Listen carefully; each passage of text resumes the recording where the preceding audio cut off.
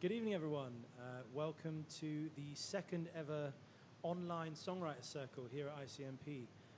I am actually back in the building today with two colleagues of mine who I'll introduce you to in a minute, and also joined by two other fantastic writers, one current student, one alumni of ours who are elsewhere in Europe. So I'll introduce you to them shortly. First of all, my name is Jonathan Whiskerd. I am a member of the Songwriting faculty here at ICMP and the head of undergraduate programs, and I'm delighted to be hosting this evening's event. First of all, I'd like to introduce you to Evie Bosman, who is joining us from Rotterdam. Hello, Evie. Hi, Jonathan. Thank you for having me.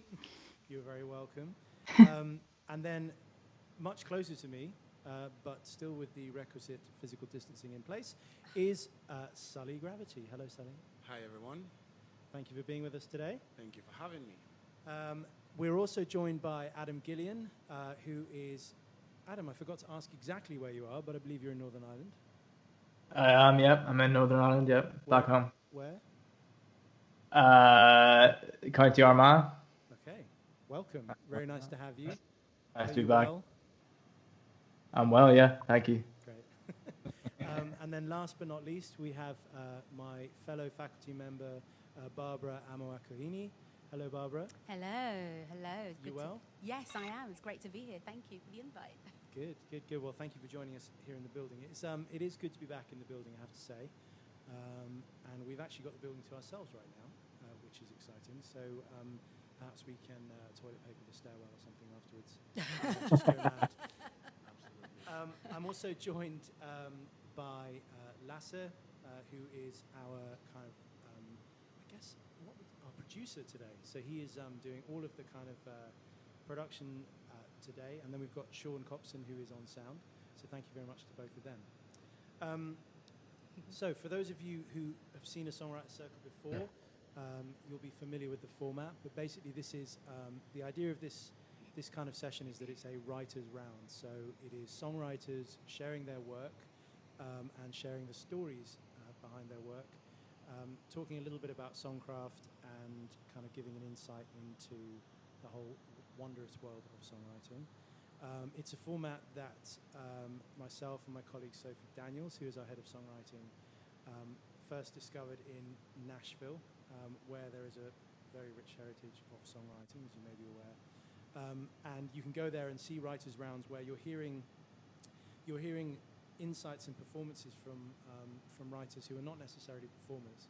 So it gives you a really kind of intimate look at the writers and their songs without any of the kind of bells and whistles of arrangement, production, performance. So the idea is it's their songs stripped down to their core. So that's what we'll be doing this evening. As host, it is my privilege, I guess, but also terrifying duty to go first on this evening's round. So I'm going to start with a song. Well, I was saying to Sully just before this, actually, that since we went into lockdown, I've actually been feeling not particularly creative at all. I've had several sessions with different artists that I work with, but I haven't really personally felt particularly motivated to be creative. I'm sure let's not bore ourselves with why that might be. But what I have been finding is that I've been kind of looking back. So I've been looking at kind of the catalogue of work that I have and that I've built up over many, many years. And I've got a lot of material that is actually unreleased. So I've actually got a whole album's worth of material that is unreleased. And one of the things that has kind of occurred to me in the recent months is that I should go ahead and release that material. Because I think I want to write a new body of work, but I don't think I can do that until I've released this old body of work into the world. So tonight I'm going to be playing two songs from that body of work. And yeah, I mean, I guess I should be honest and say that I've got a kind of a not straightforward relationship with this material, and with this kind of stage in my music making career, it was a wonderful experience, but I also found it very difficult, kind of making a record and being an artist and fronting promotional campaigns and all of that kind of thing. was something that I kind of struggled with at the time. But I'm now kind of finding that I'm really starting to appreciate this material again, and I feel really really pleased to be connecting with it again. So I wanted to share it with my colleagues and also with all of you this evening. So this first song I'm going to play is called I Could Be You. It's a song I wrote for a very dear friend of mine, and it is a song about friendship and really how friendships are, they're never perfect, you're never always brilliant to one another, but the thing that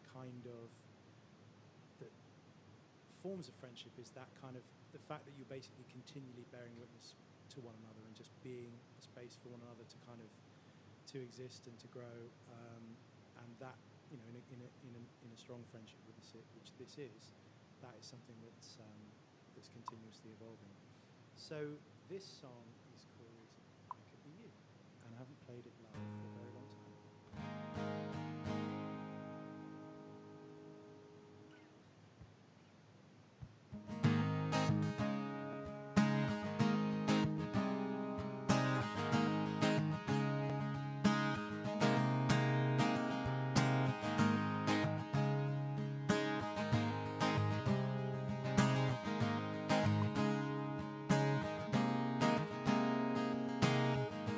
On a train, talking your troubles, you feel you're letting her down. She's the love of your life, still it's a struggle, it's driving you into the ground. I can tell you think you won't survive, but we all have dark days in our lives. One day we can leave all this behind.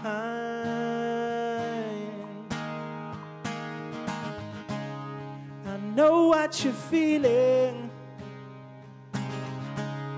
because I have been there too. Some things are out of our hands, we're not so different. I could be you, I could be you. Back when trouble knocked on my door, I tried to face him alone. A dark place I'd never been to before, I couldn't get out on my own. I can tell you think you won't survive, but we all have dark days in our lives. One day we can leave all this behind.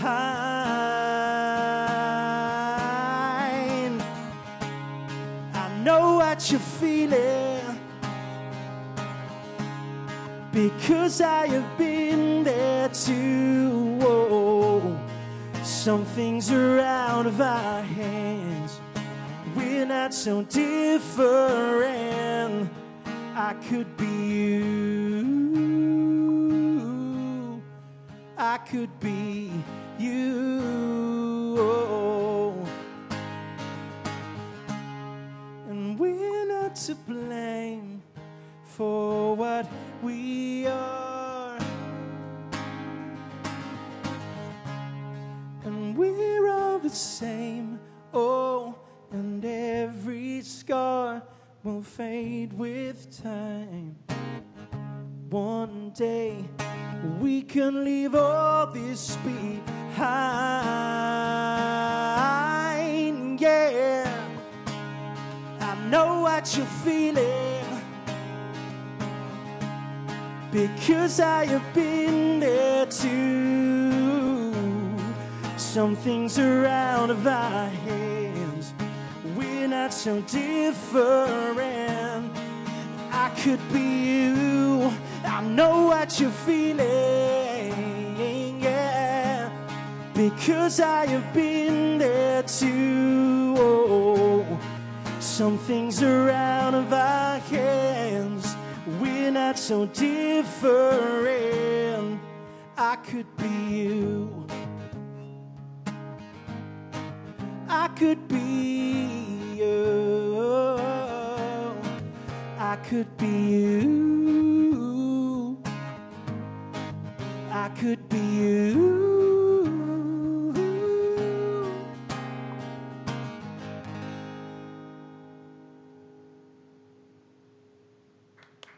Thank you.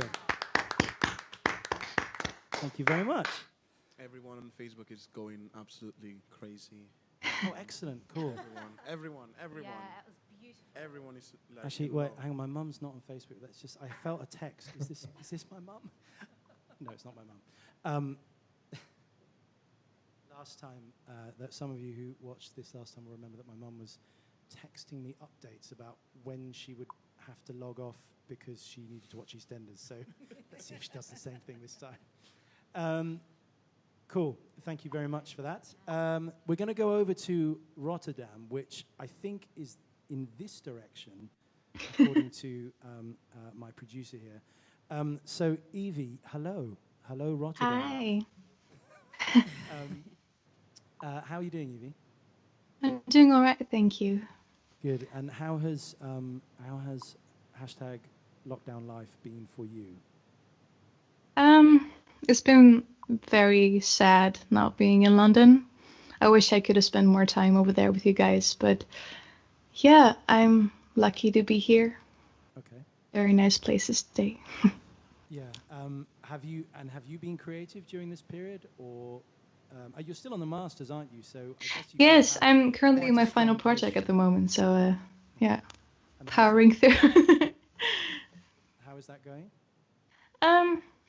It's going okay. It's a lot work-wise, but I really love it, and I feel really lucky that I still get to continue the program, even though I moved back to the Netherlands. So yeah, That's great. I think actually you've been writing with David Boyden, haven't you? I have. Yeah. Because I'm sort of helping him with his MA project, and yeah, he said it's been wonderful. And as you know, I'm a massive fan of co-writing, so I'm really pleased you are doing that. So what are you going to play for us this evening? I'm gonna start with a song that's called "Let's Put Tomorrow on Hold," Nice. and it's a song that's reminiscing about being 16 and having this feeling of freedom that everything's possible, and how I was trying to evoke that feeling in the present. Great. Anything else you want to say about it? Anything else to say? No. Well, we look forward to hearing. Thank you.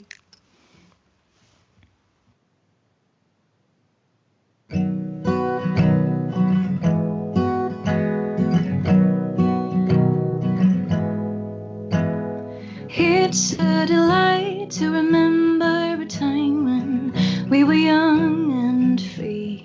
At night in the park in the pouring rain, hiding beneath the trees, sharing the bottles you would have brought us, nicked with a bobby pin.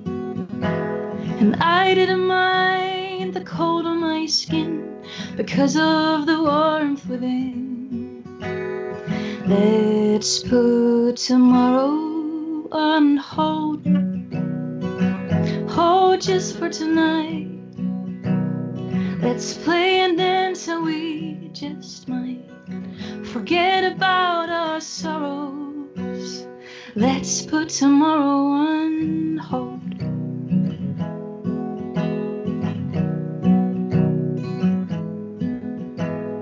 After the rain, we took a walk and sat down in the middle of the road, stargazing at the constellations. Your eyes matched their glow. Longingly, I took your hand in mine, and as you pulled me close, you whispered everything will be just fine. Lit up the last of my smokes. Let's put tomorrow on hold, hold just for tonight. Let's play and dance so we just might forget about our our sorrows. Let's put tomorrow on hold.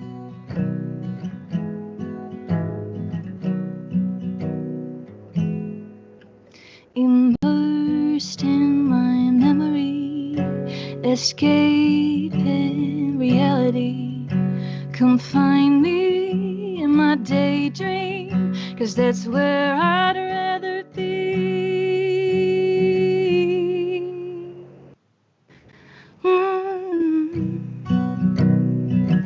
Oh, just for tonight, let's play and dance, and we just might forget about our sorrows.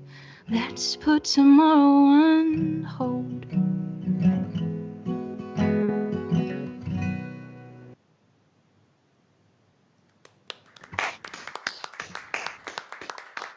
Thank you. Thank you. That was beautiful. I love that title. Anyone want Thank to say you. anything about that? Adam, do you want to say anything about Evie's beautiful song? Yeah, really beautiful. Really enjoyed it. I really loved the bridge when you went into, I think, a minor section. It took me completely by, because I was like going along with this beautiful imagery and this beautiful like major song, and then it just went into a really nice, like it wasn't too abrupt, but it was enough to me. It was enough for my ear to be like, oh, where are we going? But yeah, really enjoyed it. I liked it a lot. Thank you. Yeah, and you got a lovely, lovely soothing sound to your voice too. And I just found myself just lilting along to it. Beautiful melodies, beautiful voice. And the lyrics also, I think, so thoughtful, so well put together. Love them. Let's put tomorrow on hold. Tomorrow on Beautiful. hold is- Thank you. Thank you very much, Evie. Actually, Lasse, just a question for you. When I'm talking to Evie, does it make sense for me to look there, or Oh yeah. look down? There, okay, that one. Thank you, Evie. Thank you so much. Thank you. I was just saying to you, I've been watching the morning show recently, so now I'm like enjoying this. I am Jennifer Aniston. Just. Sully, hello. Hi. Who are you today? How? Sorry. Who are you? Who am I? Who am I? I don't know. You can be Sully. It's fine. Yeah. I am. I'm Sully. Today I'm only Sully. Just a writer. How has your creativity been during this lockdown period? Well, it's been kind of a wave, to be honest. So at the beginning of it, I was on top of it. I was, if someone had told me in 2019 I was going to have a month to do whatever I wanted to myself, I would not want to come out of that bridge without learning new skill. So I took on guitar. I finished writing a song that's taken me a whole year to write.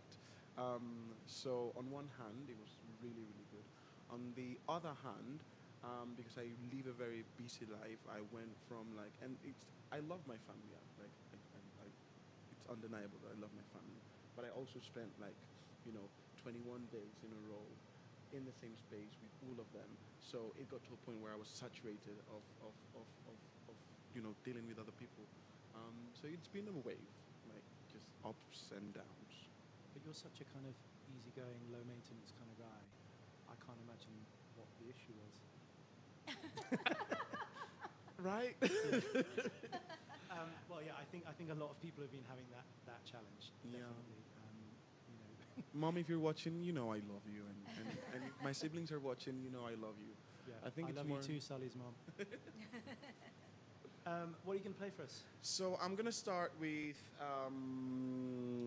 "Worn Out," which is a song that I wrote a couple of years ago. It's funny to say because obviously I'm just finishing my degree now, so I can now say a couple of years ago, and it sounds so ancient. Congratulations, by the way. Thank you. So it's a song I wrote a couple of years ago for a brief in songwriting, and it just followed me along, and it's about just me dealing with anxiety and the dark side of the moon. What, literally? Did you No. actually? Okay. No, unfortunately. What do you mean, dark side?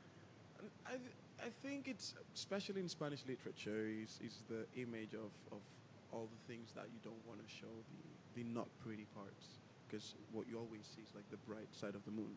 So okay. So Yeah. the dark side of yourself. yeah, Okay. yeah. So as he says, I'm a very low maintenance introvert person. It's quite the opposite. I love working with you, Sully. I just don't think anything otherwise. I'm just riffing with you. All this is being recorded. But I think the main thing for me is that because I'm such a bubbly person and I'm so out there, sometimes dealing with the anxious and sad part of me takes a lot. So this song comes from facing the anxious and sad part of me. Thank you for sharing that. Absolutely. Thank you for having me. Yeah.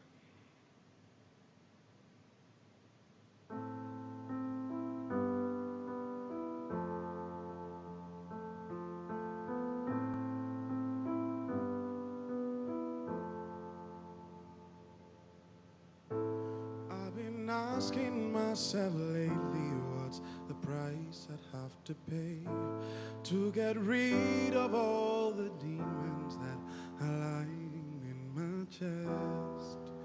But I don't know if I really want to let them go. Every day feels like a mistake, like a piece that doesn't feed, like a valley in the ocean, like a desert in the sea. 'Cause when you leave, the wind shivers through my heartbeats. It hurts if I say, it hurts if I leave. I wish I knew the truth or an excuse so I could sleep. I've broken my bones and I've worn out my soul.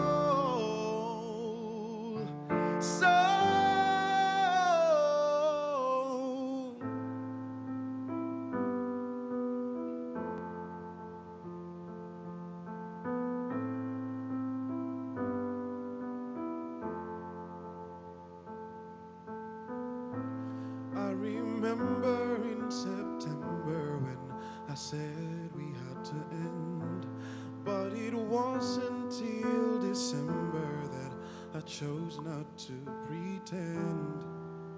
I'm giving up, 'cause Lord knows I've lost enough. It hurts if I say, it hurts if I leave. I wish I knew the truth or an excuse so I could sleep.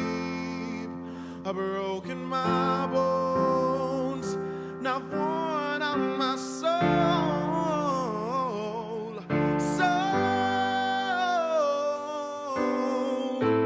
You know I've promised that I'm never going back.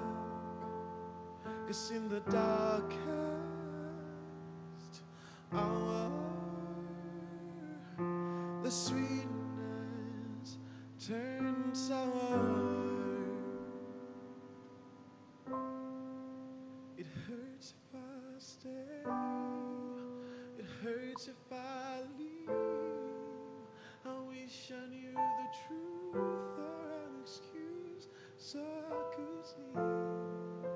I've broken my bones and I've worn out my soul.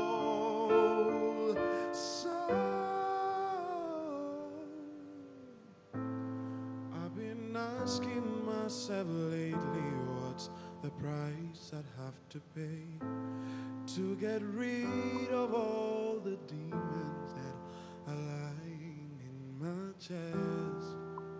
But watch them flow as I let them go.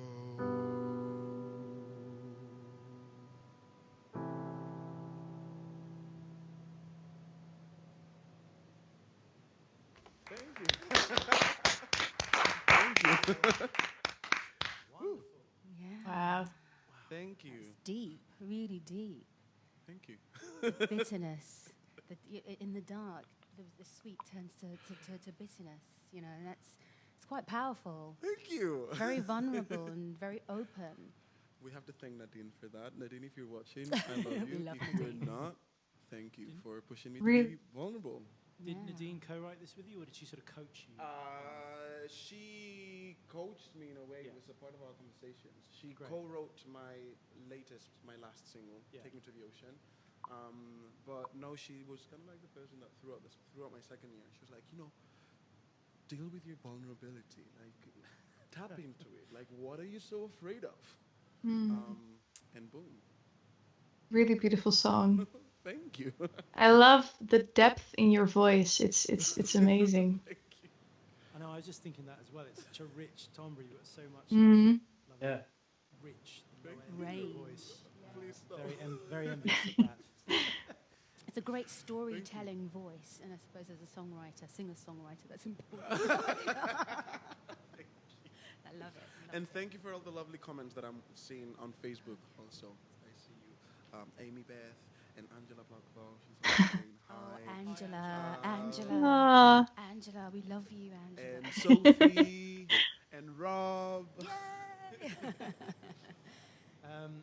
Great. So let's go over to, was it County Antrim or County Armagh. Armagh? Hello, Adam. Hello. Are you ready for us? Think so, yeah. So Adam, how are you doing? What have you been up to during this this delightful lockdown period? At first, not a lot, and then I just kind of tried to busy myself with a few things. So I was on tour with a show around the UK and Ireland, and obviously this happened, and all theatres Tell us closed. which one. Say which one. Beautiful, the Carole King musical. I was playing Jerry Goffin, who's one of the most prolific writers in the last 60, 70 years, I'd say.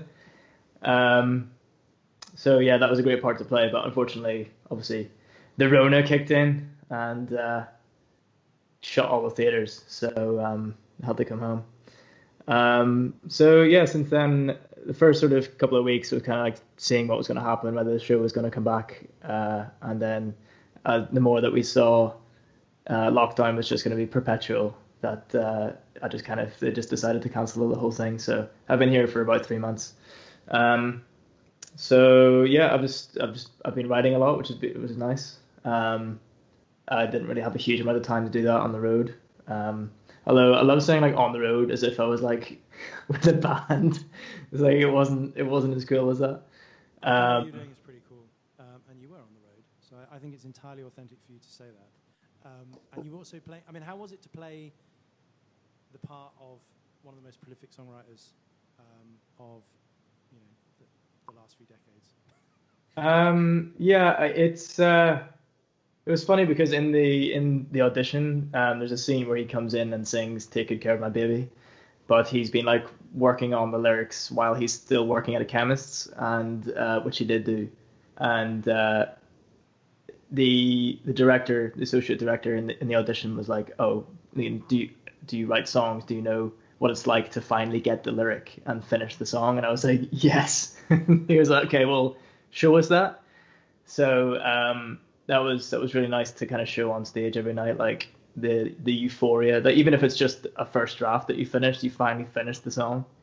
So that was nice. But yeah, it was interesting because it was funny as well because a lot of the other cast members they didn't write because they didn't really need to, but a lot of the time in the script or things like that, whenever they're talking about what does he mean by it reads better if you change this word, and I was like, well in my fantastic experience, I'll tell you. So it was nice to have that kind of insight of a writer, not necessarily his process, but like as being a writer and being able to kind of understand why he would get so frustrated about something that seems so trivial to other people. Yeah, well, I'd like to think that at that point you drew on the vast array of knowledge that you gained from studying on my module master's program, that wonderful lyric writing module that I ran with you, if you remember. I do very much so. Yeah, I do. Yeah, one of the best modules. Absolutely. So what are you going to play for us? So I've got a song called Terminal Feelings, which is I think finished, but we'll see. So I read a book about a year. So I was an offstage understudy in a show, and a lot of that entails being backstage all the time and not really having anything to do. So the other understudy was reading Normal People, and she I was like, oh, what's the book? And she told me about it. So I was like, okay. I mean, I'm not doing anything else. I'm not a huge reader, but I was like, I'm not doing anything else, and you said it's good, so I might as well buy the book. So I did, and I fell in love with the book. I fell in love with the story. I fell in love with the writing style. I just loved the whole thing. And then as soon as I finished it, she said, well, what do you think? And I said, oh, I think it should be made into a TV series. It reads like it should be a screenplay. And literally the next day, she was like, come here. I was like, what? And she's like, I've just got an audition for Normal People. And I was like, I fucking told you. I told you it was going to be a TV series. It's funny you mentioned that show, because when I saw the trailer for that show, I was like, oh, Adam should be the lead of this show. So I auditioned for it twice. Did you audition for it? I auditioned for Connell twice, yeah. Yeah, I bet. Well, twice, you see. Yeah, so they were close to picking you, right? Well, I mean, the guy, Paul Mescal, he is the part, like, so I'm not really surprised. But then they brought me in for the mate, like his best mate, Niall, he's from Belfast. And I was like, surely I'll get this one. And they were like, nah. So, what? So it was kind of bittersweet watching it, because the scene where I'm talking too much, sorry. The scene where where they're in the bedroom, and I think it's the first time they're about to kiss or whatever, was my audition scene. So I knew all the lines as soon as, like, exactly how he was going to say them. So it was a really weird feeling watching it. But anyway, I loved the series, and I loved the story, and it was one of those beautiful things that where you watch the series, like the adaptation of something on screen, and it's exactly how you imagined it in your head. So yeah, it just really moved me. It reminded me why I loved the book. So I kind of tried to write sort of from the perspective of Connell, I guess, but I wanted it to be ambiguous, so that it could be both. And it's just kind of about that toxic relationship, really, that you're super invested in your head over heels with somebody, but it's just, whether it's out of miscommunication or each other's flaws, it doesn't go well every time that it happens, So I just tried to capture that a wee bit. So. Right. Well, what an interesting backstory to this song. Yeah, a very long-winded one. I'm sorry. That's all right. I'm going to cut you off now. So whenever you're ready. Slip through the crack in the door. Take a load off.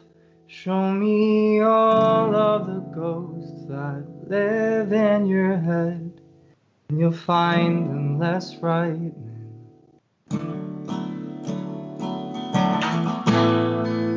What's all this posturing for?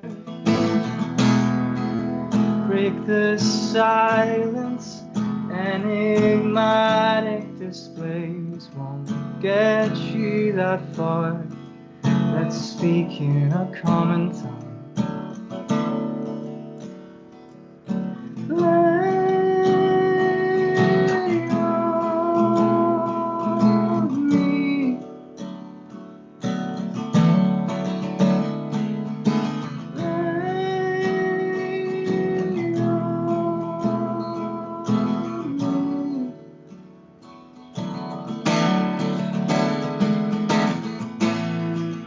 Stand on a distant shore, miles between us. I sink under the stream. The tide can't be tamed. I'm used to the drawing.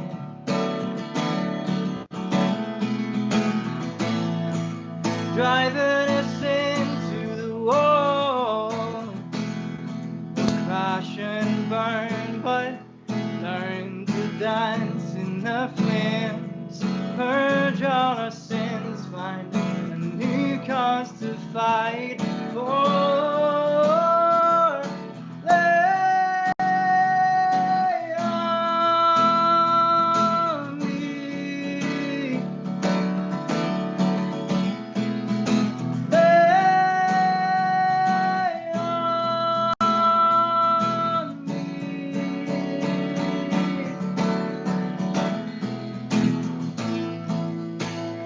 We're not who we used to be.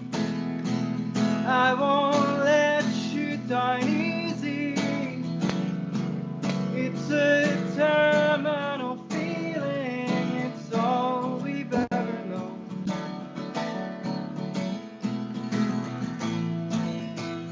We're not who we used to be.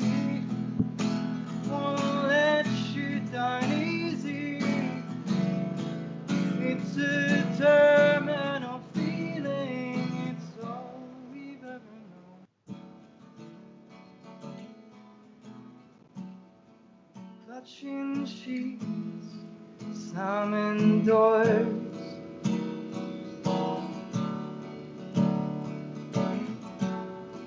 See more battles in a raging war.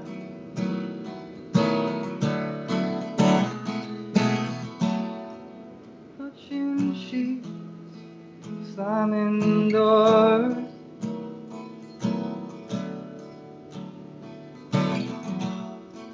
See more battles in a raging war.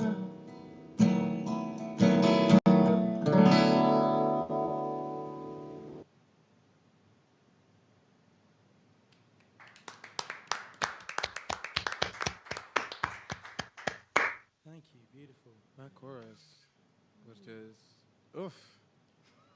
Oh, it's like it's. Sometimes I just listen to these songs, and I think it's the Yanis, you'd be proud of me. It's the business in me, the music business student in me that's like, this is just perfect for a movie. It's just perfect. Like I can see the scene in Grey's Anatomy when the person is dying and they're just remembering all the love times they had together, and it's just a terminal feeling, and everyone's crying while watching the scene. Yes. So it's super interesting because I was going to ask you before you played about what you think whether there's a relationship for you, or whether your work with so many screenplays and scripts and everything has influenced your songwriting. And to me it sounds like it has, but I just wondered if how you think about that and what you think the kind of similarities or differences are, Adam.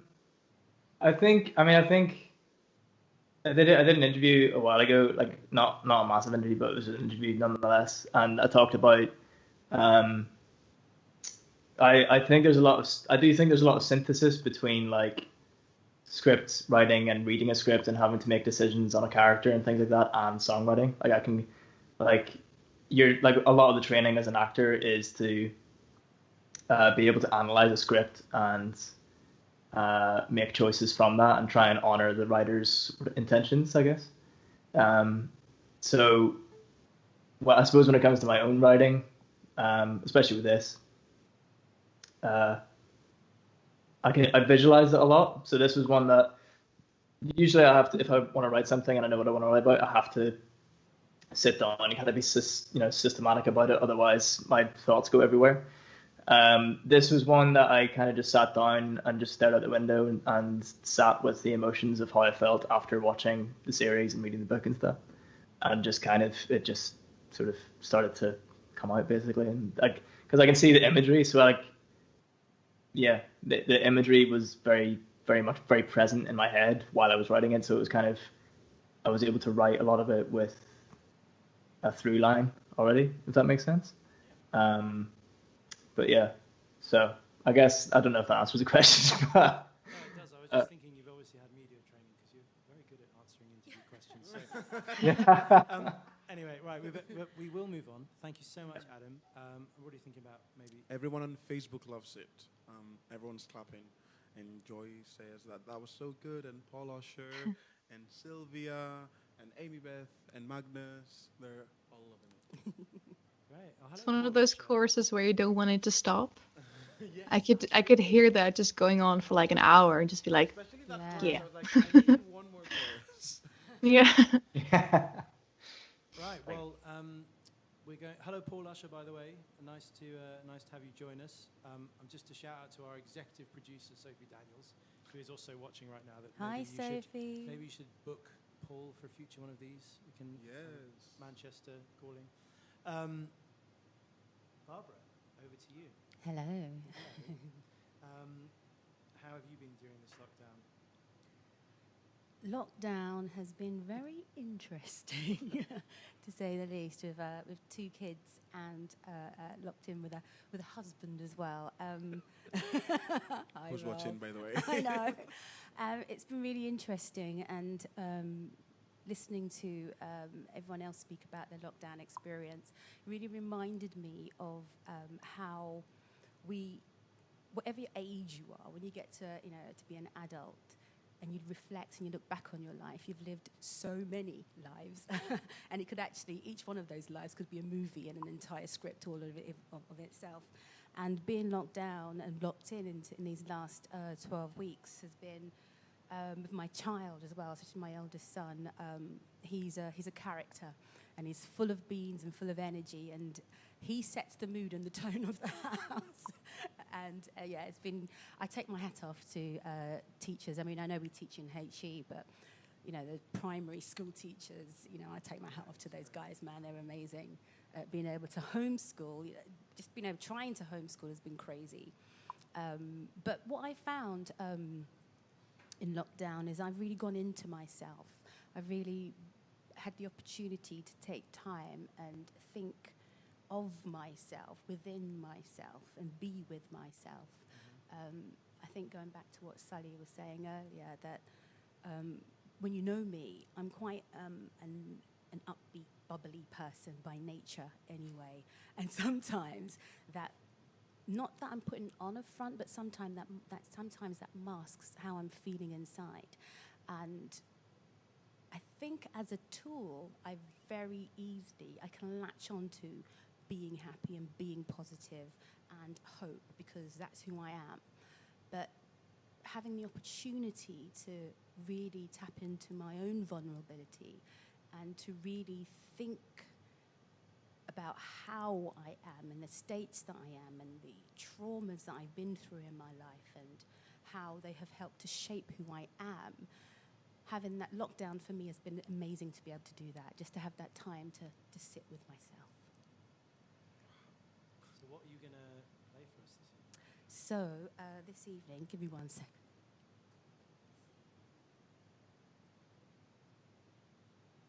So this evening, I'm going to sing a song that has been with me for donkey's years. And it's had many versions of this. And its latest incarnation is what we're going to do for you today. And it's really about, I suppose, tapping into that vulnerability. And for me, having the privilege of being able to be with myself, but also know that for me, that there is a God out there is a power out there that can help me through whatever it is that I'm going through, and to help me through the traumas and the dis-ease that I've had with myself, from whether it be a cut that I've given myself or a cut that the world has given me. There's this thing called, I think it's Kaizen, where it's like death by 1,000 cuts, and it's a slow process of that kind of breaking down of self, and that could either be done in a way that is positive, and the rebuilding of self could be something that is totally amazing, or it could go completely the other way, where those tiny little cuts that are afflicted onto someone's soul or the spirit can really knock them down and keep them down and really kind of give them a life that is quite denting. So I wrote this song when I was feeling down about my traumas, and I reached out, and then suddenly I just heard this power come from somewhere, and that was like, Barb, you're not alone. You don't have to do this alone.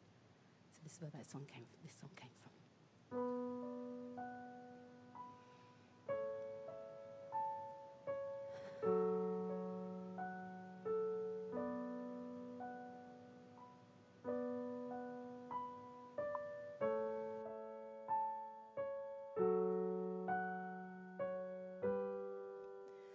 There are days when I have struggled to find a way through these troubled times on a road that only clearly defined confusions held deep in my mind. I would find myself crying again and again to push against the strain, only to find that I just couldn't fight it. Then I heard the still small voice say, reach for the highest power, remember you don't stand alone. Ask for God to guide your soul to the brightest day. Reach for the highest power, remember you don't stand alone. Ask for God to guide your soul to the brightest day, brightest day.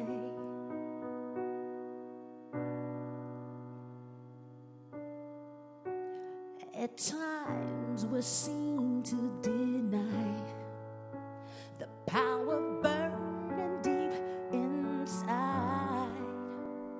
But now, as I stand in the light, the Spirit moves me so deep inside. When I find myself crying again and again to push against the strain, only to find that I just couldn't fight it. Then I heard that still small voice say, reach for the highest power, remember you don't stand alone. Ask for God to guide your soul to the brightest day. Reach for the highest power, remember you don't stand alone. Ask for God to guide your soul to the brightest day. Guide your soul to the brightest day. So to the brightest day. So to the brightest day. So to the brightest. So to the brightest day. So to the brightest day. So to the brightest. So to the brightest. So to the brightest day. So to a brightest day. So to the brightest. So to a brightest. So to the brightest. So to the brightest day. Reach for the highest power. Remember, you don't stand alone. Ask for God to guide your soul to the brightest day. Reach for the highest power. Remember, you don't stand alone. Ask for God to guide your soul to the brighter day. Awesome. Thank you. Thank you, Zoe. Great. Thank you so much. Thank you. Ooh, that was so honest and so vulnerable. I love this. I feel like I've done a couple of songwriter circles, but this is just like, even though you don't have a pool of people to like draw energy from, it's still, you know, I'm still in my feels. Yeah. I could feel it over here. It's really That's strong. fierce. Just fierce. Thank Angela and Cecilia and Sophie and Amy Beth are all cheering for you. Oh, thank you. Thank you, my sisters. Thank you. Really beautiful. And yeah, I was just like, oh, I want to join in, but I don't know it well enough. I don't want to ruin it. Yeah. Oh, it's beautiful. Thank you so much. You said that this has been with you for donkey's years. Do you feel like maybe it might be time to write something else, write again? Like, what's your kind of creativity doing at the moment? Yeah, my creativity is knocking on the door going, come on, Babs, write some more. And I'd love to. Yeah, definitely want to tap into that. And I'm finding my voice. I really am finding my voice and what I have to say. And I really want to write with you, Nadine. to tap into this vulnerability. And Angela, I'm calling it out there, please, my ladies, to tap into this vulnerability, because I think that all of us, if we can do that and be honest with our own selves first, then it gives opportunity to tell a different side of our story, you know, because we do put on a face to the world, you know, and which is fine because we need to get on, right? But having this opportunity to tap into my vulnerability and to tell a different side of my story is really important to me. So yes, it's time to and just make use of this wonderful community that we have. I really don't think I fully, I did appreciate the community, but I've started to appreciate it so much more in the recent months when it's kind of been, and it's still been there, but just not having that buzz of like moving around the building and just bumping into people, it's makes me realise suddenly what a great place it is. So yeah, you're surrounded by writers. Sounds like you've got quite a few fans on. Everyone. I'm a fan. Angela's a fan. Rob is a fan. Sylvia is here cheering you to. Barbara and Amy, Beth and Magnus, they're like, you're amazing, you're brilliant. Thank you. And I think that also it is such a privilege to work and to be part of this community, because it is about the resources that you have and the people that you have and the openness of the people that you have around you to really connect with. And yeah, it's an opportunity that, you know, mustn't be missed if it's there. There you go. Thank you, guys. Rich. Thank you so much. So we're into our second and final round now. So we're each going to play one more song for you before we sign off for the evening. I, for one, am just going to say that I am going to do my utmost to basically make. I think we've got our own television broadcast studio going. I'm getting quite addicted to it. Yes. I'm addicted to the power. I want to do this again. I think we should have a permanent TV studio. ICMP. A broadcast studio set up here go. in ICMP, and I shall campaign for it furiously, so that you can all, you know, student, staff, everyone can use it to put stuff out. The student body's behind you.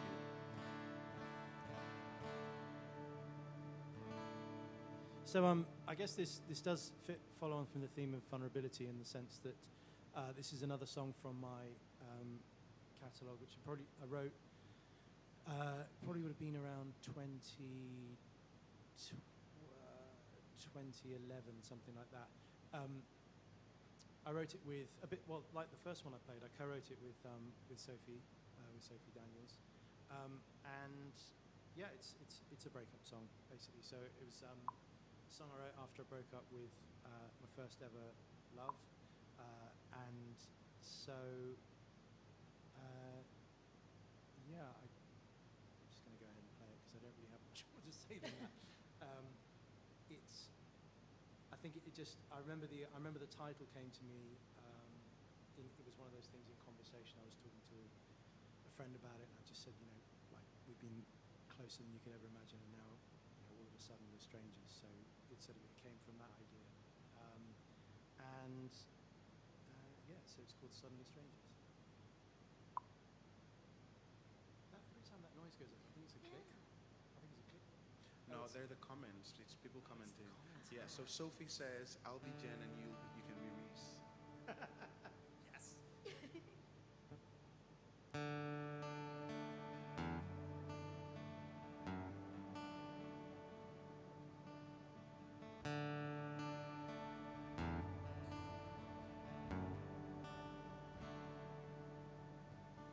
In your eyes, I was the one. Now look at me, I don't belong. We both hate what we've become, bones that we pick bare. The empty shell of what we had whispers to me, holds me back. What your conscience seems to lack is the memories we share.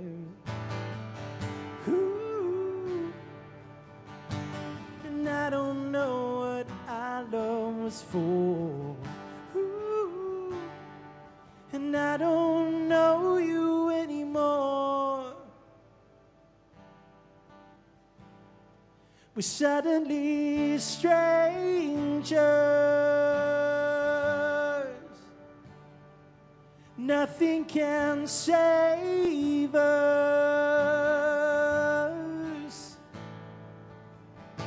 A distant stare across the hall reminds us that we lost it all.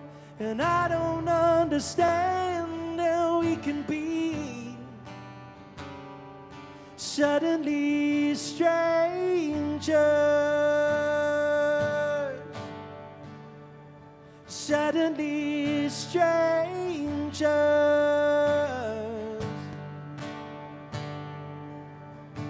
No easy way for us to part. I know you'll always haunt my heart.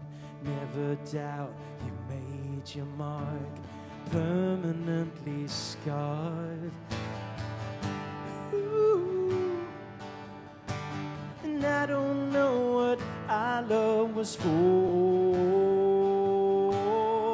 and I don't know you anymore. We're suddenly strangers.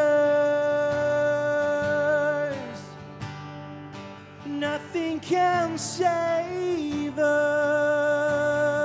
us. Yeah. A distant stare across the hall reminds us that we lost it all. And I don't understand how we can be suddenly strangers. Suddenly strangers.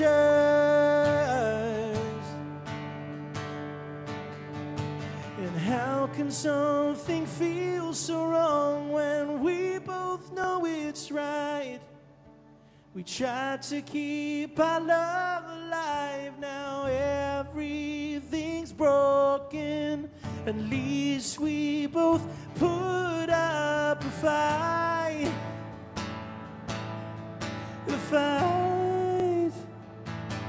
We're suddenly strangers. Nothing can save us. Yeah. A distant stare across the hall reminds us that we lost it all. And I don't understand how we can be suddenly strangers. Suddenly strangers. Suddenly. Ooh. We're suddenly. Ooh. We're suddenly strangers.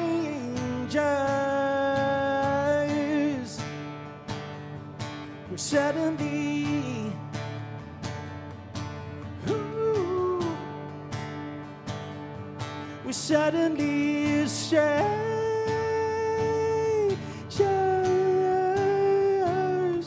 We're suddenly strangers.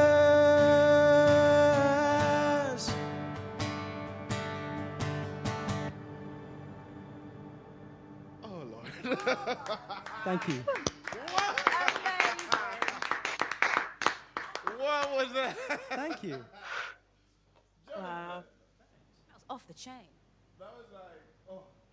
That was yeah, it's like feels really country when I play it now, which I kind of love it. Yeah, Yeah. especially when you Brilliant. start with when the guitar started, I was like, well, we're going back to Nashville. Yeah. Yes, And it just bloomed into this, I don't know, like train wreck of emotions. People are saying, Yeah, that's generally how my day Sylvia. I was Sylvia at Glastonbury. Literally. Sylvia says it gives me the lump in the throat feeling, but in a good way. This is just so, I was. Thank you. Well, you know. Yeah. You know when you, I think at that time, basically, Sophie and I, we still write together occasionally, but that was the period where we were writing together intensively, and we just got into like a really amazing connection, and that was a very special time. Karen says it's their favorite. Who does? Karen? Okay, Karen. Oh, Karen. Sen. Oh, Karen Sem. Hi, Karen. That's my stepmom. Oh, sorry. Oh. Yeah, so Karen's watching with my dad, I believe. Hi, Dad. But that line, Jonathan, a distant smile across the hall reminds us that we lost it all. I mean, if you would have only sung that would have been already like. I was like, okay, sir, I know I had these feelings. Thank you for bringing them out. That's how I feel. Like, suddenly I meet someone that I've never been with.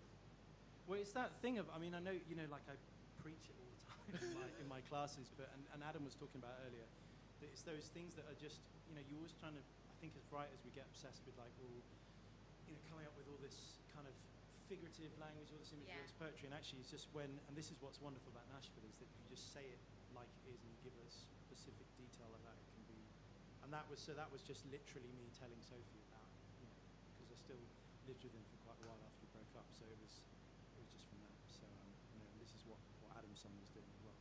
So, anyway, thank you everyone. Let's some fantastic comments. Let's move on. So Evie, we're going to go back over to you in Rotterdam. You're not over there. You're down here, I think. I still can't.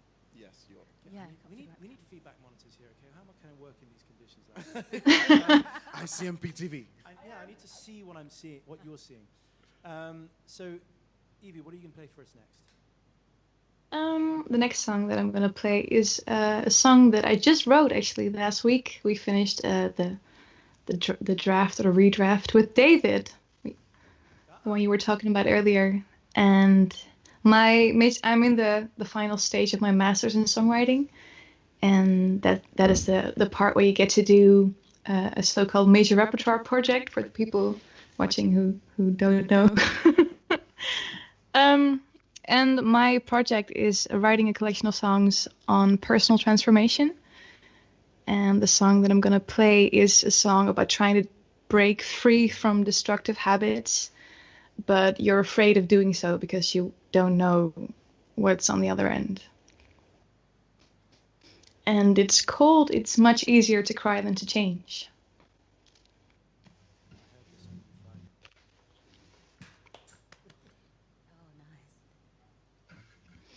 I think I lost the sound there for a bit, guys. Oh, sorry. I don't know if you were saying anything. David did share this with me on Friday. I'm very excited. Cool. Whenever you're ready. All right.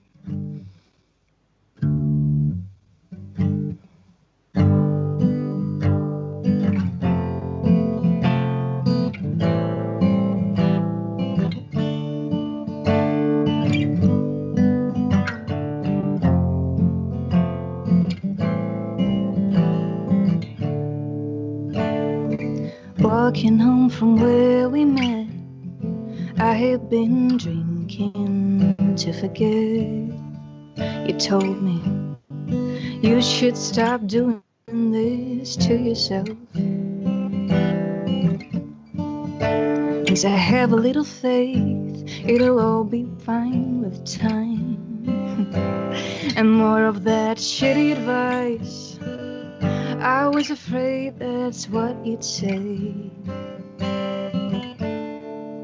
'Cause it's much, much easier to cry than to change.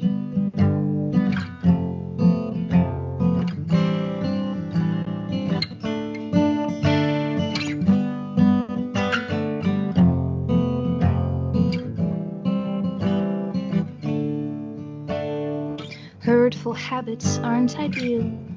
At least I know how I feel. As I told you, some creatures are meant to stay in the woods, where the paths are all overgrown, and the shadows are all we've ever known. Have I been making a mistake? For it's much, much easier to cry. But when the crying stops, will I be strong enough to break these patterns. Would it even matter? But if I could stop, will I be strong enough to break these patterns? What if it doesn't get better?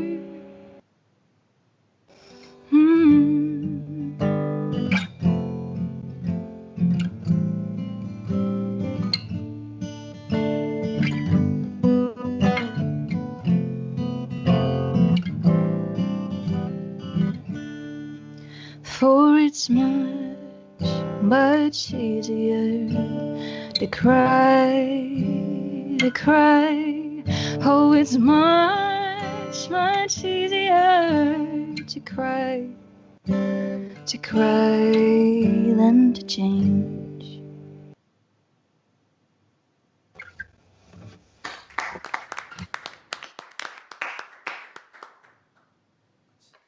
So relatable. It's just so relatable. Yeah. It's so honest. Yeah, I think if I wrote it, it would be as much easier to drink than to change. same idea, basically. Oh, wonderful. Yeah, I as I mentioned, I heard that on Friday because I was meeting with David, and it's such a beautiful line. Really, really. Thank you. An example of a line that's really just direct, down to earth, and those are the ones that get you. Absolutely, absolutely. Angela says that you sing truth. Everyone's really happy. Sophie's like cheering you up like a proud mom she is. Yeah.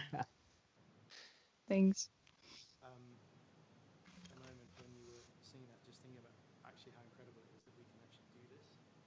You know, that we're sort of having, we're playing songs together from all these different places and got people watching online. I know that makes me sound really ancient, but I'm just appreciating The wonders of technology. for what it is, yeah. Absolutely. Okay, thank you so much. Thank you so much, Evie. Thank you. So, back to you. Back to me. So I'm just gonna follow your trend because I wasn't really sure of what I was gonna sing. I just didn't know which songs I was gonna sing until I sat. So because you've sung Heartbreak, I'm gonna sing Heartbreak too. Good old ballad. So this song is this song's called Never Been Replaced, and I wrote it 3 years ago after I broke up with my significant other. Because I was moving to London to study as another undergrad, so it was time to part. But Very casually like there to study Another Yeah. undergrad. I've done two. The point is, the point is that shortly before I left, I found out that I was cheated on, and normally when there's cheating in between, one of the parties gets like, you've done this to me, so I don't want to see you again. And surprisingly for me, it was kind of like the opposite. I was like, oof. I know this has happened, but like on one hand, I don't want to break this off. Like, how do I deal with this? So Never Been Replaced is kind of like born from that feeling of like knowing that something's not good for you, but at the same time wanting to be important for that thing that's not good for you, and yeah. So yeah, this has never been replaced. Hope you like it. Sorry, no, it's minor.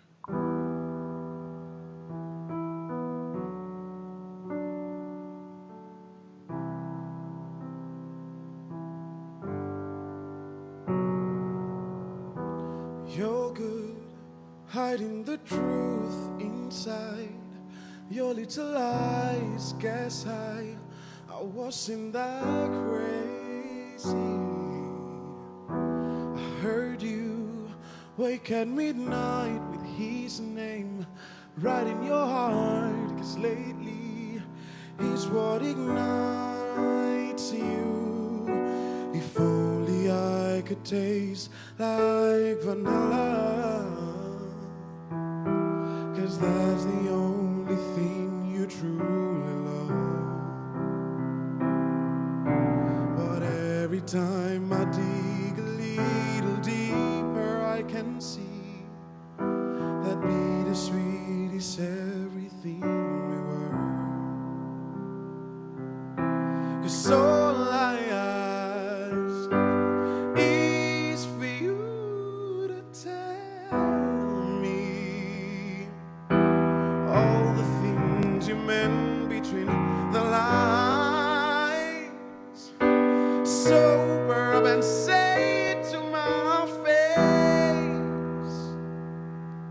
Tell me I have never been replaced.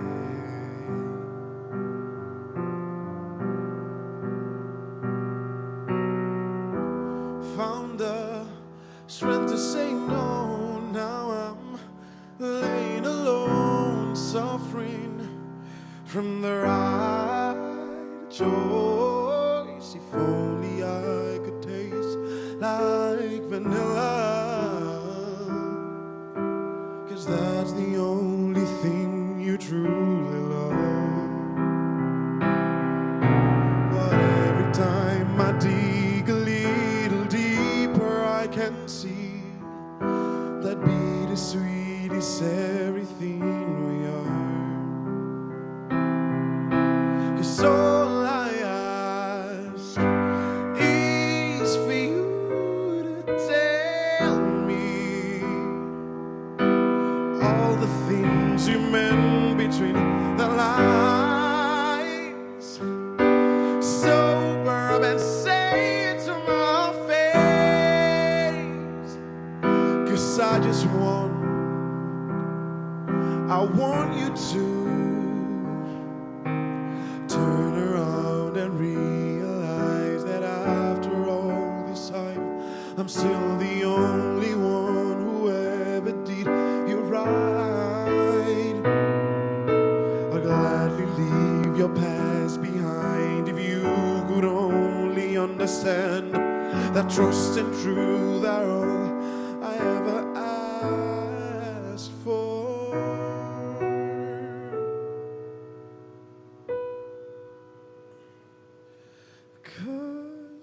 All I ask is for you to tell me all the things you meant between the lines. Sober up and say it to my face. Tell me I have never been replaced.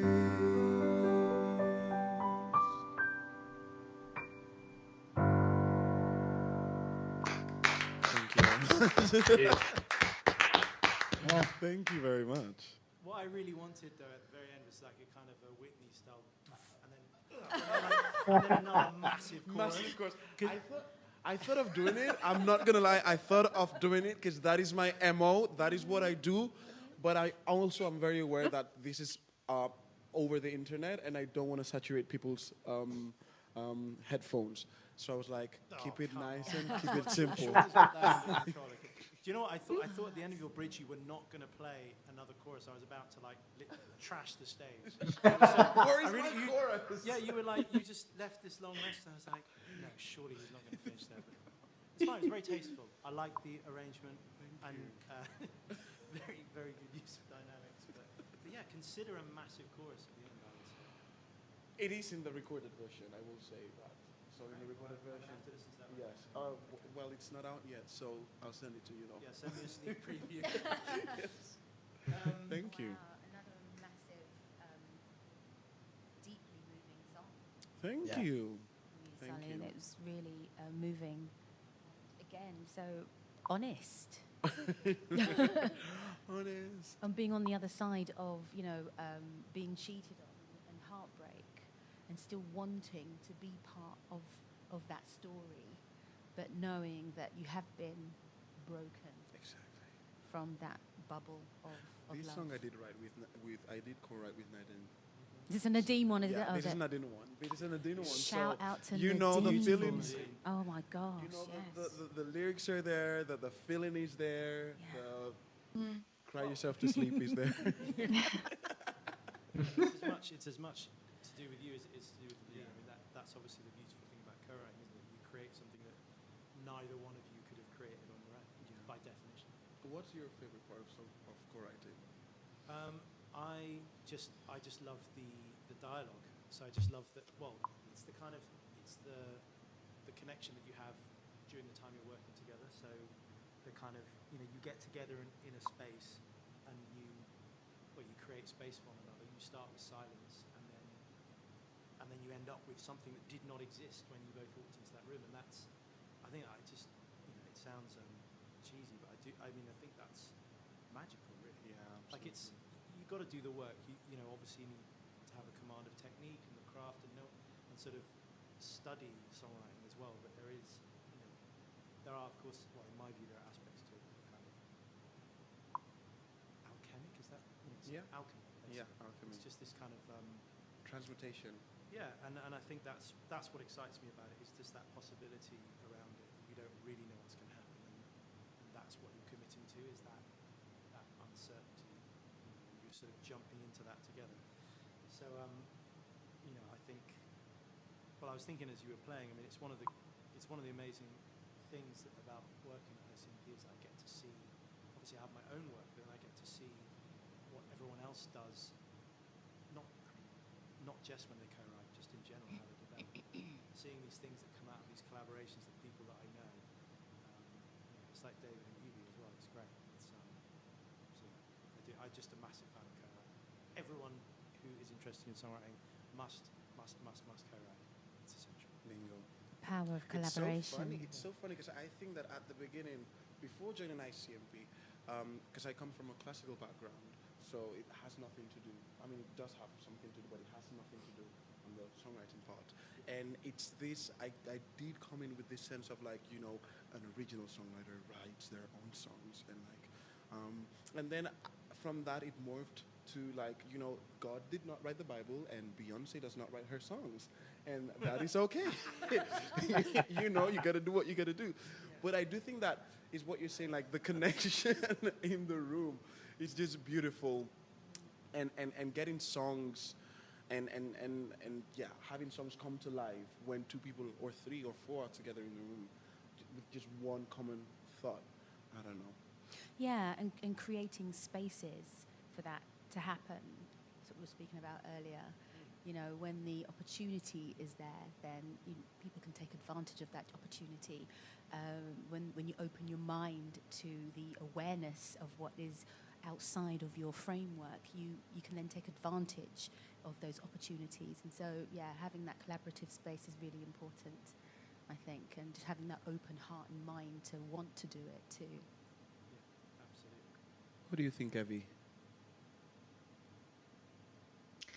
I completely agree. For me, the whole I had the same as you, Sully. When I came onto ICMP, I was like, I've written with people before and I really loved it, but I'm supposed to, I should first like develop my own craft. And I think partly that's true, but collaboration and co-writing has opened so many levels for me and is such a good mirror for where you're at with your craft as well. Because you have to share it in the moment and somebody else gets to peek into your process, and it's really amazing. Thank you. Well, it is noted, Sully, that you're clearly trying to steal my role as lead anchor. So I just felt bad because they were online, and I'm like, no, you are doing you absolutely are quite right to include you. I love this energy. It's incredible. I'm sorry. Anyway, so for the next segment, we're going to go to Adam. Hello, Adam. What do you have for us this time round? What's your second offering? I have a song called Ghostlight, which I wrote very recently, given what's happening with theatre. Also, I just want to say, Sully, that was insane. I love that, and I love the lyric. I wish I was like vanilla, because that's the only thing. I could taste like vanilla, because that's Dude, the only thing you truly love. I literally was like, ooh. That's like one of those lyrics that's just like, just a knife right in the gut. You know what I mean? It took me 3 weeks to get that lyric, but I got there. Dude, well, it was worth it, because they were all beautiful, but that was the one that like stuck in my ear. I was like, oh, what? No. Yeah, I loved it. I mean, I'm glad you said that, because it is an important point. Like that, obviously, I just want to be clear that when I'm talking about magic and alchemy and all of that, it is also a huge amount of work. So like, it really pisses me off. People are like, that just came from. No, it's like 3 weeks of refining that song. 3 weeks of writing one line is also part of songwriting. So let's just be clear. So Adam, is this from when you auditioned for the part of James Bond? Is that? Yeah. Okay. Yeah. Yeah, no, so so all theaters obviously went dark, and Broadway just announced today that it's staying dark until early next year, which is quite sad. So, but there's basically, I don't know if you guys know, but there's a thing called a ghost light, which I think came about, it was a tradition that came about in the 1800s or late 1800s, and essentially, so all ghost lights, all theaters, I think, have a ghost light, at least all old theaters do anyway. A ghost light essentially is what you put on a stage when the theater has to go dark in times of a pandemic or war or whatever.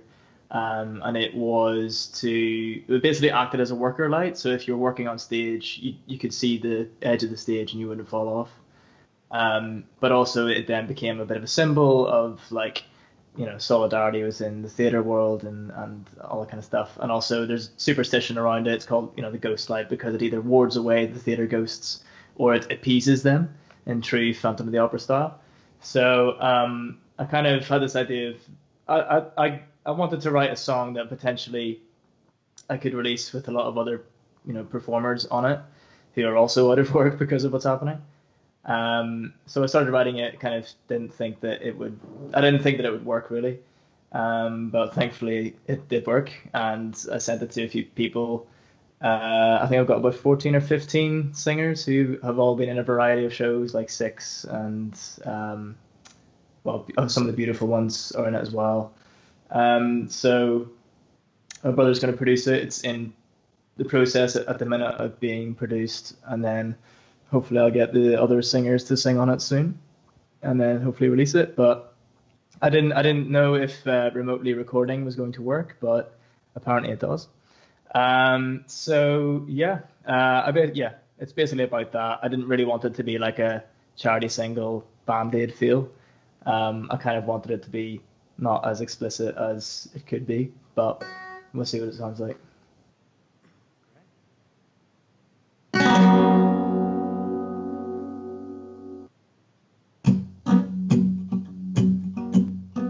I can't see a thing. Night is creeping in. No more tales of woe, songs of soldiering, waiting for the dawn, hope to carry on. Wandered too far out towards the edge, feel like breaking down. Wooden floors cry out in vain, words are locked into the page. Spectres calling out our name, 'cause the ghost light's on again.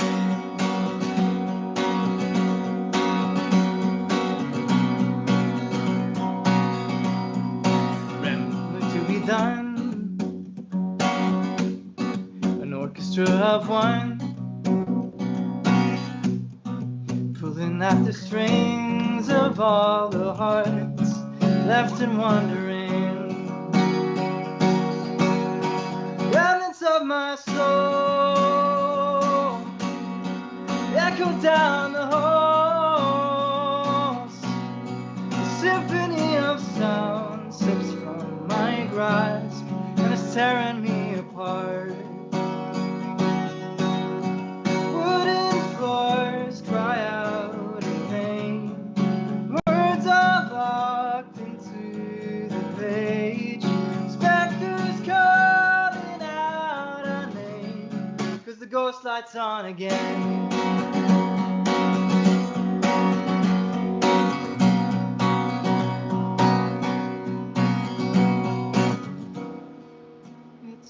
Lighthouse on a distant shore,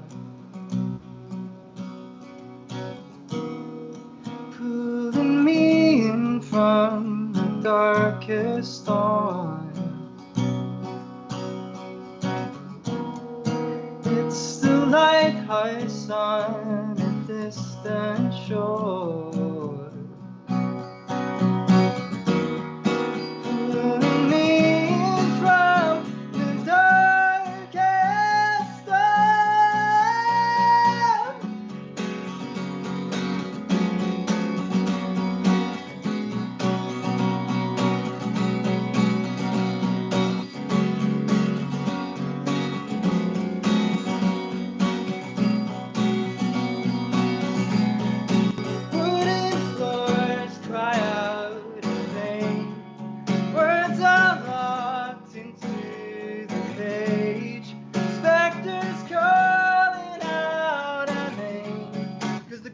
lights on again.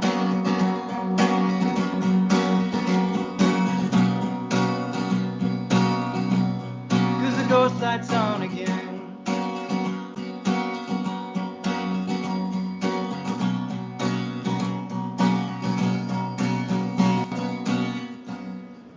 Take me home, take me home, take me home. I'm begging you to take me home, take me home, take me home.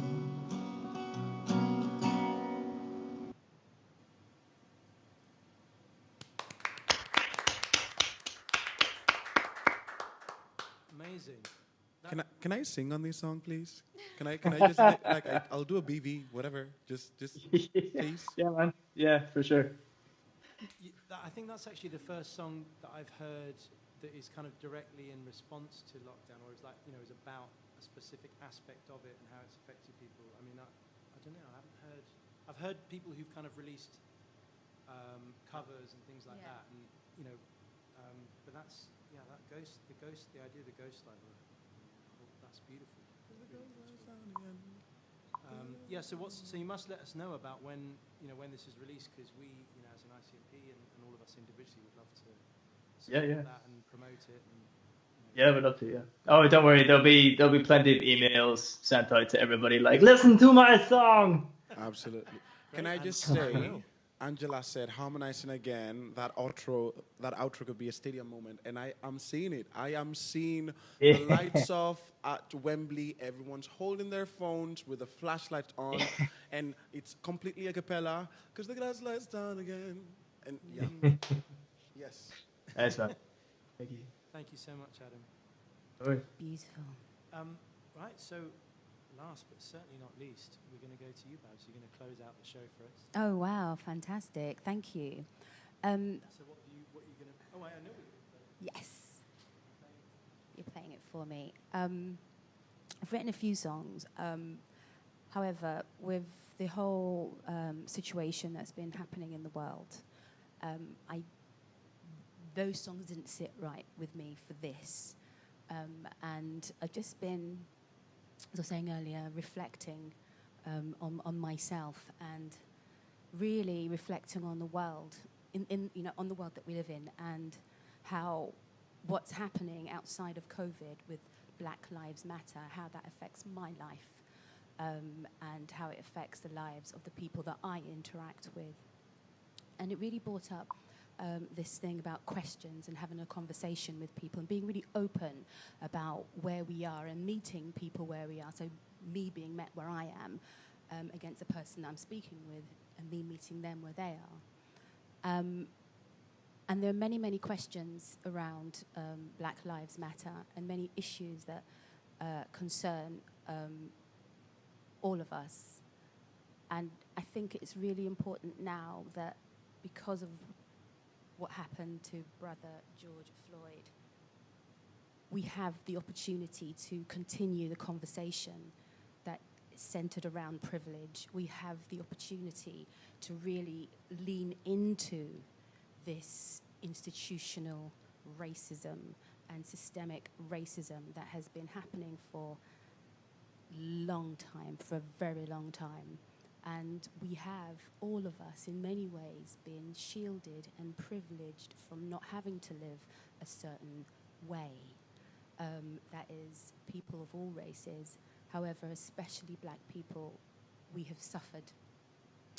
And I think it's time now where we have these uncomfortable conversations. And thank you, Jonathan, because we spoke a little bit about this earlier, for allowing me, giving me the opportunity to say what I'm saying. And I think that is a key point, that people who have the ability and who have power to be able to say, or give other people the opportunity to say something, please do it.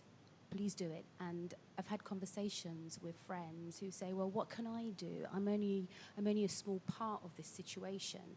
And I think that if we look at our everyday lives and we look at how we are and how we interact with people, we can question what it is that we know, or what it is that we think that we know. And once we start opening up that question, we start opening up a dialogue, and that gives us the opportunity to be able to learn about other people. So we here at the institution, we can learn about cultures, other people's cultures, the cultures of the music that we're studying, the people that created this music, that we are recreating, that we're engaging in. It's really important. Now, I know that a lot of these issues may not affect your daily life. It may be that I am all right. I'm not a racist. I don't have racist intentions, and that's also fine. However, the time has come. The time has come where some of us are questioning, what is it that we are doing? Why are we so privileged, and why are some people aren't? Why when I look around my world, I see a certain type of person? Why when I see a certain other person, I may hold my bag a little bit closer or pull my children into me a little bit tighter? Why am I, what's the education that I have been given? What have I been told? And I think this is a great opportunity for us to just open up the dialogue and speak our hearts, speak our minds, and allow each other that space to be able to do so. So, so, you know, and I'm very hopeful that we have lots of change that is happening, that is going on, and that will happen. Now, the song that I'm about to sing is by a singer-songwriter called Tracy Chapman. And this album, the song is called Why, and it was from her Tracy Chapman album released in late 80s. And it asks some really important questions. And as I said earlier, although some of these questions may not affect our daily lives, it still gives us the opportunity, once the awareness is there, to look into what might be happening with somebody else. Look into, you know, the children who are starving in the world. Why are they starving in the world? Look into the woman that is being battered. Look into the issues that surround that. You know, there are so many children, so many vulnerable children out there who are suffering through this lockdown. There's so many women and vulnerable men that are suffering through this lockdown. It's not just about what us and what we're suffering and what we're going through. It's about looking at what our neighbours are doing, it's looking and taking the opportunity to say, do you know what, can I help? Is there something that I can do? So the song's called Why.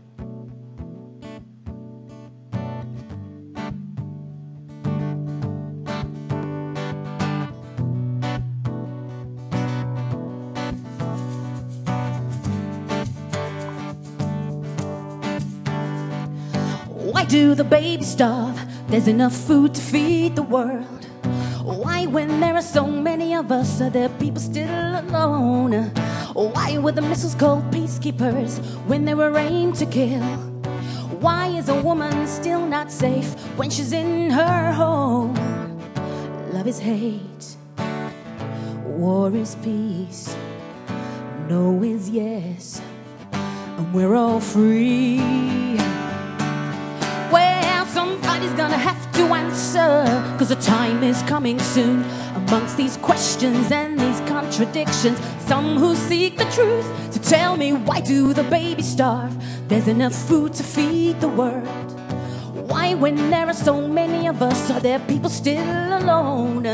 Why are the missiles called peacekeepers when they were aimed to kill? Why is a woman still not safe when she's in her home? Love is hate, and war is peace. No is yes, and we're all free. Well, somebody's gonna have to answer, 'cause the time is coming soon when the blind remove their blinders and the speechless speak the truth. So tell me, why do the babies starve? There's enough food to feed the world. Why, when there are so many of us, are there people still alone?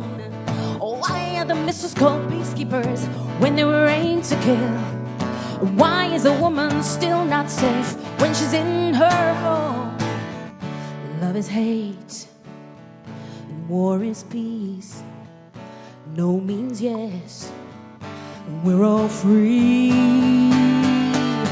Yeah.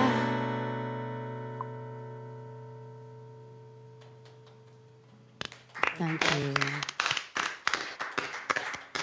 Thank you so much. Yeah, thank you so much for what you said as well, because for me, I just was thinking it's the same metaphor, isn't it, as the co-writing thing, is if we create space for one another and actually listen to one another and think about what we can do together, then we will create something that's much bigger and better and create more possibility for ourselves as a community. So, yeah, I really appreciate your positivity. Absolutely. You came into the room today, and the first thing you said to me was, "I'm so excited about next year," and that's just in and of itself is great. Yeah, Thank you for that. yeah, because we have so much power, I suppose, in creating and being around. The fertilizer of change is sown in the minds of the young. And we're dealing with young people, young minds that can really push forward change on so many levels that we live in society, and the framework, what we know, and just being able to, when you're saying that collaboration, working with other people and hearing the voice of the other really gives that space to be able to move forward together. So thank you. Thank you. And if any of you who are watching, any members of our community have ideas about events or kind of shows like this, or anything that we could, that you might want to put on around that theme or anything really, then just get in touch with one of us. We would love to hear your ideas, and I think this kind of format does work really nicely. And of course, it is lockdown resilient. So obviously today we can do it like this, but even if we're all at home online, we know we can still do it. So I'm gonna just wrap up by thanking all of you for watching. I want to thank Barbara and Sully, and of course Adam and Evie, who have to share these songs with all of you, to hear each other's work. I want to say thank you to Sophie Daniels, who is our executive producer, who put this whole thing together. And then also, hang on a minute. So, Lasse, just go to that camera there. So this is so you can all see this setup. So that's Lasse there way below, and that's Sean. Nice, guys. Thank you, guys. So thank you very much. Let's go back to Mike. Thank you very much to that team, to both of you. Thank you for all your help and the kind of not straightforward setup of this. And I guess that's it really. Looking forward to more of these and seeing you all next time. Thanks very much. Bye-bye. Bye. Bye. Bye. Thank you. Bye. Bye.